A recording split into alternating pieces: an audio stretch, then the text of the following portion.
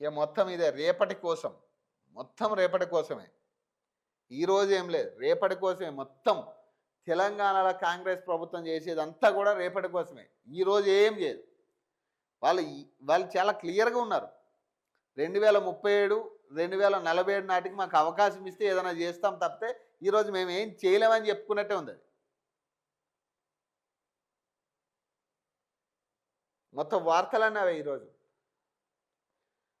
71,550 రెండేళ్లలో మద్యం విక్రయాలివి. 724 లక్షల కేసుల లిక్కర్, 960 లక్షల కేసుల బీర్లు 2023, 2025 మద్యం విధానంలో భారీగా అమ్మకాలు. మధ్య ఆదాయంలో 80% ప్రభుత్వ ఖజానాకు. ముగిసిన పాత విధానం. నేటి నుంచి కొత్త దుకాణాలు. జిహెచ్ఎంసి పరిధిలో ఏటా లైసెన్స్ ఫీజు 1,10,00,000. మద్యం అమ్మకానికి బట్టి స్లాబ్లుగా ఇతర ఫీజులు. లైసెన్స్ రుసుములో 6వ వంతు ఇప్పటికే వసూలు. రాష్ట్ర ప్రభుత్వానికి అతిపెద్ద ఆదాయం వనరుగా ఉన్న మద్యం అమ్మకాలకు సంబంధించి నూతన విధానం సోమవారం అమల్లోకి రానుంది. దుకాణాలు దక్కించుకున్న వ్యాపారులు వాటిని ప్రారంభించడానికి అన్ని ఏర్పాట్లు చేసుకున్నారు. ఈ నూతన పాలసీ 2027 నవంబర్ వరకు అమల్లో ఉంటుందని,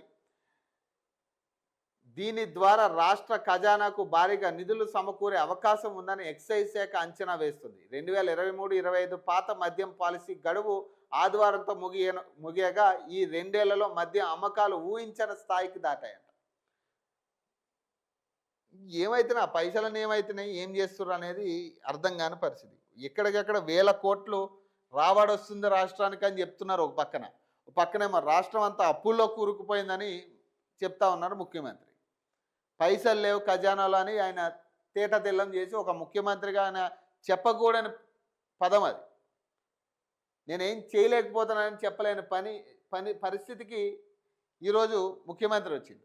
ఒక పక్కనేమో ఎక్కడికక్కడ రాబడులు వస్తున్నాయి, పెట్టుబడులు వస్తున్నాయి అని ఒక పక్కన అంటాడు. ఒక పక్కనేమో పెట్టుబడులు రావట్లేదు అంటాడు.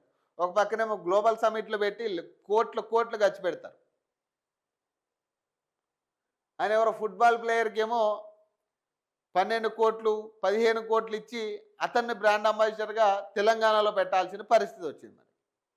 మరి ఈ పైసలన్నీ ఎవరికి వెళ్ళి వస్తున్నాయి, ఎవరి పాకెట్లోంచి, ఎవరి జేబులోంచి తీసుకుంటారు ఈ పైసలన్నీ? మరి